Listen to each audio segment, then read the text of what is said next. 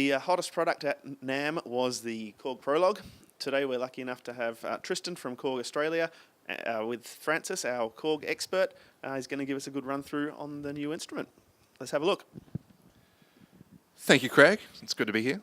As you can see, we have here the brand new Prologue. It's Korg's flagship analog synthesizer. Yeah, so we've seen a lot of photos of this in a lot of demos.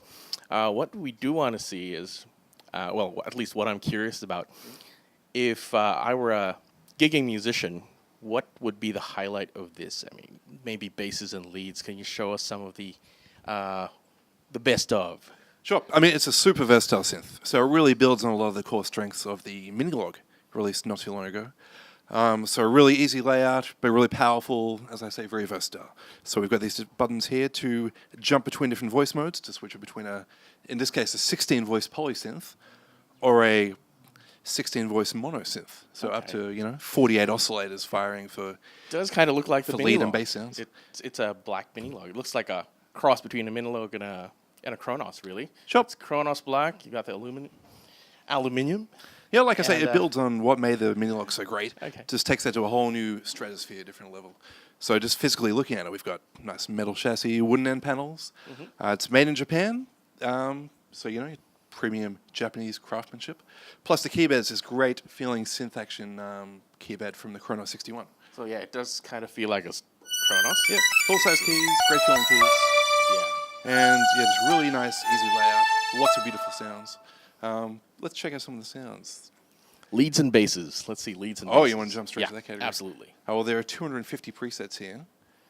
Fortunately, there are a few clever ways to organize them. One is by category. Let's jump to bass sounds. Okay. Have a try. Let's see. Solid bass. Solid bass. So more of a house bass sort of thing. Yeah, quite often the mod wheels map to nifty parameters like filters. Let me get out of your way.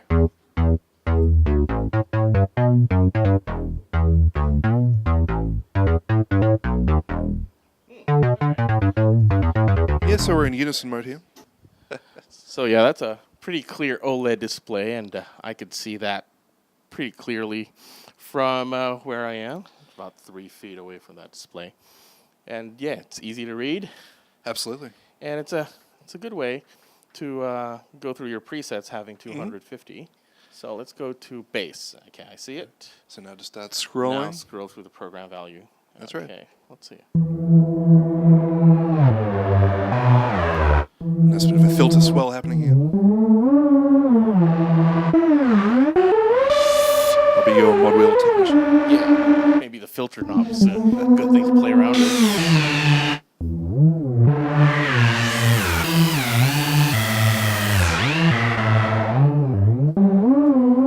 Okay. That's some teamwork. Yeah. Kick and bass. Let's see what's that like.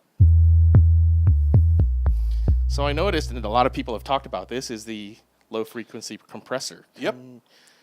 Brand new feature, only on the Prologue 16, not on the Prologue 8. What this does is really easy to use low-frequency compressor. So it gives you a nice big bass boost without overpowering the rest of the frequency range. So if you've got a big pad sound, you just want to give it that little bottom end oomph. Yep. You're not going to ruin all that nice top end sheen. It's going to remain nice and flat. And like I say, simple to use, big VU meter. Just turn it on, choose how much compression you want. Well, one of the reasons why I asked what the basses and leads are like, a lot of people have been talking about how the Prologue was voiced to maximize the polyphony for polyphonic voicing, whatever that means. Sure. So what about the basses and leads? That's why. Yep. I mean, that sounds pretty full to me. I mean, what's cool is we have this great 2-pole filter here, which can self-oscillate, but you can also turn the resonance all the way up, and you don't lose any bass, like you would on a 4-pole ladder filter or something. Let's hear it. Lots of resonance. All that bass is present no matter where the caliber is set. We also have this 2-stage analog drive at the filter as well. So you get that low analog drive.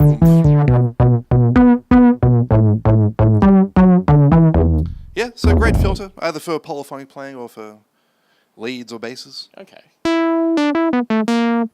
Nice. So as we can see, we're in mono voice mode here. What this means is we're hearing just one voice for the main note. However, we can use this knob to introduce sub-oscillators. Right. Turn up a little bit, we hear another 2 voices as one sub-oscillator. Well, just like the Minilogue and even the That's right. Monologue. That's right. However, in this case, we have 16 voices to work with. So the voice mode depth gives any of these extra features. Yeah, Is so that right? it's operational change depending on what mode we're in. So I'm guessing same as the Minilogue, you've got for poly mode, you get these start to detune. Is that right? Well, in poly mode on the Minilogue, the voice mode depth knob actually inverted the chord you were playing. Oh, right. Yeah. Okay. So this works more like the duo mode in the Okay. Minilogue. So poly mode, if you're playing, say, a C, it changes it to the second or first inversion of the C. That's the way it Chord. worked in the Minilogue. It's different here. Okay. So we call up a polyphonic patch. Okay. A good way to demonstrate this. It's a nice one. Okay. In its default state, we're hearing one voice per note. So that's 3 oscillators per note. We play up to 16 notes. When we turn this knob, just stop playing for a second, because it has to switch to duo mode. Okay. Now we're hearing 2 voices per note. Okay. Yep. The further we turn this knob, the louder that second voice gets, and then the more detunings apply. All right. Okay. So in duo mode, we lose half our polyphony. So the Prologue 16 becomes an 8. But all those 16 voices are still used. Okay. Just using 2 voices per note. Okay, so I was talking about chord mode then. So if I were to go to chord mode and say play a C in its root position, oops, and play around with that voice mode depth. Okay, and you can see what's happening on the screen as well. Okay, can you do that again? Sus, major, minor. Okay, cool. So this becomes a learning tool as well for non-traditional keyboard players. Sure. I mean, Yeah. you can play with one finger. Yep. And Yep. you get just whatever chord you want. Yeah. Okay, that's cool. And mono mode gives it that sub-oscillator. Yeah, that's what we talked about before. We're hearing a traditional 2 oscillator mono synth, and then we can use this knob to introduce other voices as sub-oscillators. Either 1 octave below, or an octave and 2 octaves below. All right. Very cool. Can you explain to us what the difference is between mono mode and unison mode? All right. And mono mode, we're hearing just 2 oscillators in its default state, and then we can use this knob to introduce other voices for sub-oscillators. So only ever hearing up to 4 voices at a time. Okay. In unison mode, we're hearing all 16 voices Okay. for just 1 note.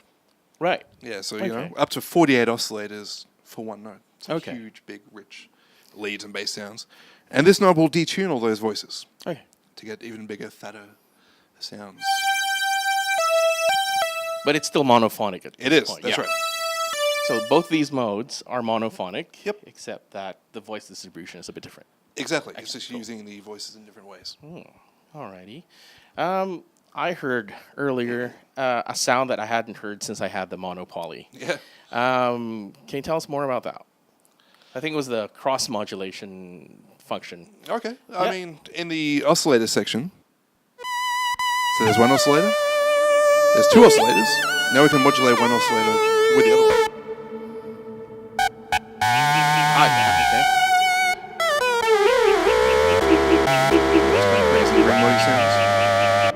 Uh-huh. And if you want to talk FM, Yep. well, as you can see, we have 3 oscillators to work with here. Right. 2 analog VCOs. The third one being this new multi-engine, Okay. which is brand new tech built specifically for the Monologue, for the Prologue, I'm sorry. And it is just a super crazy, diverse digital type of oscillator. Okay. With 3 categories of sounds it can generate. Okay. All right, so as I say, 3 categories of oscillator types it can generate. We have noise Yep. and VPM. Okay. VPM is variable phase modulation, which is Yep. sort of FM Sort type of your sounds. FM sounds. Yep. And then we have user. Now, this Right. is really interesting. A little bit later on this year, Korg will release the SDK, which will allow people to make their own oscillator, essentially. Is it for everybody though? Probably not. I mean, Okay. yeah, if you're a designer. What degree of knowledge should you have to be able to manipulate? Well, or this remains to actually be seen. use? I'm afraid. Okay. Yeah, so we can discuss that later on. So when it you comes got to out. be a real programmer with tech knowledge. I'm only really assuming at this stage. Okay. We'll find out when it becomes available Okay. how That's curious, yeah. user-friendly it is. Depends how adventurous you are. But, but one on thing its for own, sure- it already has a preloaded multi-engine. Is that? It comes with a single kind of So somebody's already, Demonstrational. Korg have already developed an oscillator to use out of the box. That's right. There's Yeah, one okay. there, really for demonstration purposes only. Yeah, okay. So later on, when the SDK comes out, we'll have a lot more to work with. There'll be this whole community database of Okay. oscillators you can dig from. And that makes it a bit, future-proof, I guess. Absolutely. Yes, Yeah. it's going to keep getting better That's and better. great. As far as the VPM sounds goes, what we have here is 16 different oscillator types. Mm-hmm. Each one has both a carrier and a modulator. Right. So we have a modulated sine wave, various types of, Yep. modulated saw waves, modulated square waves, and then some more interesting different types. So the shape knob introduces the modulation depth Sure. to get those cool kind of FM sounds. Yeah, okay. So you play a note, I'll be your modulator. Right, okay. Yeah, that's how we So get just like your Mod 7 on the Kronos, your just really simple to use. Just Yeah. choose a starting carrier wave. Yeah. Sure, some that modulation. increases the intensity of the other Yep. wave, and Of course, you can modulate that with the LFO. but unlike FM, you've got access to your filters. Totally. Yeah. Yep. But that's still operating in the traditional subtractive framework. All right, Everything okay. goes through the filter, through the low frequency compressor. Okay, So it's just a way to add this other really Yeah. useful, diverse. can you actually oscillator. produce, your legacy DX sort of sound? There are certainly some sounds that approximate those sort of classical Okay. sounds. Yeah. Nice. So I saw waves earlier. Yep. Is that a wavetable? Well, that is. synthesis I mean, that's the engine? Yeah. user oscillators are wavetables. Okay. This is the demonstration oscillator type that's and in you there. go through the type to go to. You would once you populate these after the SDK it becomes. Oh, available. okay. There'll be more in So there. at the moment it's empty. Is that right? Is just the single type in there. All right. Okay. So it operates the same as the other types though. Shape will control a parameter that the developer specifies. Okay. And there are even more parameters under the hood you can get to. If we jump into edit mode. Here we go. Okay. So we basically have wave A and wave B, and we Okay. can crossfade between the two of them. Okay. I'll just sustain that note. And you're going through the Sorry, I'll harmonic. have to hang on there. Okay. So the different harmonics of that wave. And you can, at the moment, you can stack. You can only have one. Is that right? Well, there are two, Okay. which we're kind of blending between with this knob here. Okay. So press this knob again, we're at Yep. wave B. But can you layer that with the previous one? Yeah, if we have this knob in the middle, we're hearing a blend of both. Okay. So the third oscillator can actually produce Oh, yeah. two independent oscillators. Okay, that's the FM. They're the three categories of multi-engine oscillators, yeah. Okay. We have noise, so 4 types of noise, each with a different filter. Okay. So we know what we like doing with noise. We like making either hi-hat sounds or swishy wind sounds. Well, yeah, what I Yeah. found it's really cool for is just blending in with pad sounds. Okay. Then you bring down the filter, bring up some really nice sounding reverb.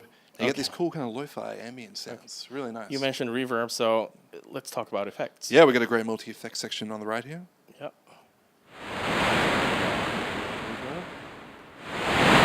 Nice to lull the viewers to sleep. Very ambient noise here. And what do we got here? And our modulation Just effects. controls for the delay and the reverb. And this is a separate effect here, so we have 2 effects. Oh, okay. Chorus. Flicking this knob up just chooses the type of range. Effects. And you scroll through that by toggling this, yeah? Yes, that's right. Okay. Plus, there are more different types of modulation effects under the hood as well. Right. So, for example, there are about 5 different categories of Yeah, can we see the different effects in action? Sure. Here we go. Here's a blank slate. Okay. Just one sawtooth. Maybe a percussive thing with some delay. Would it have BPM delay? Would it sync to an external clock? It certainly does. It's got sync in and out. Mm-hmm. To be honest, I'm not sure if the top of my head if that applies to the delay or not. It certainly applies to the arpeggiator. Let's bring in a second oscillator here. Okay.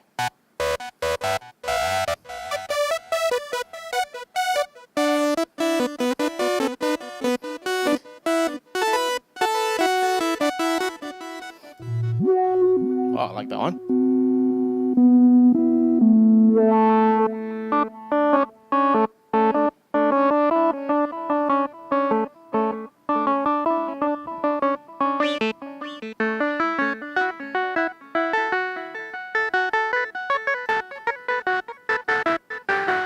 Got some more teamwork patch building happening here.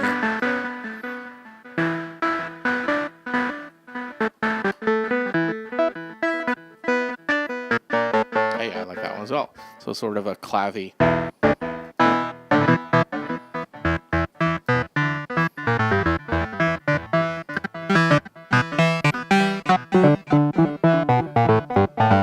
And having this is great. You can actually see what your wave looks like. Absolutely. So it's sort of a pulse shape based on, yeah, I can see that pulse pattern in there. And it does sound, it does have that quality. So it's sort of a guitar-like sound. Sounds pretty to me. Alrighty. Part of the SDK that will be coming out, just to talk more about things I don't know that much about, you'll also be able to create your own types of modulation effects. Oh, right. So it's not just the oscillator, it'll be the effects as well. Okay. So lots and lots of future flexibility there as well. Okay.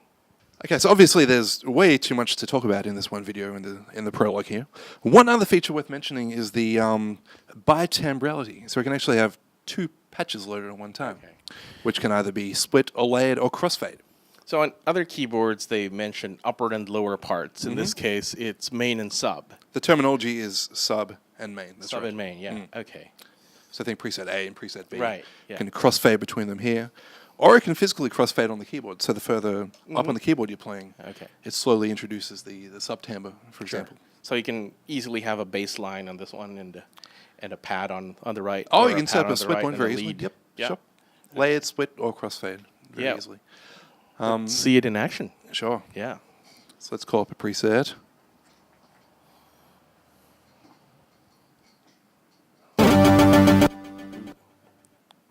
It's a nice lead sound. Now all we have to do to add a second patch is just turn on this sub on button. Set it to split, and all of a sudden we'll hear a lead in the right hand.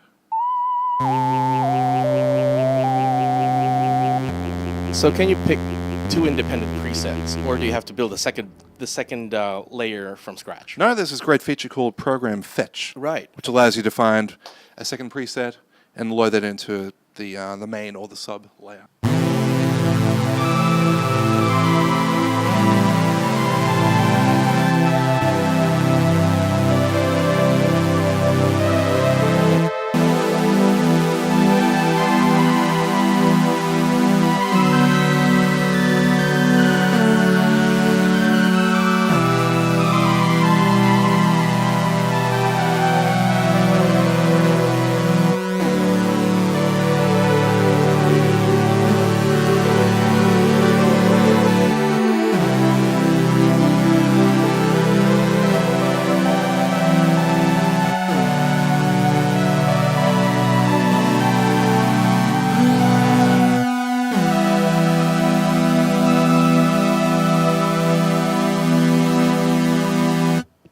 Thanks for watching. That was Tristan from Korg Australia.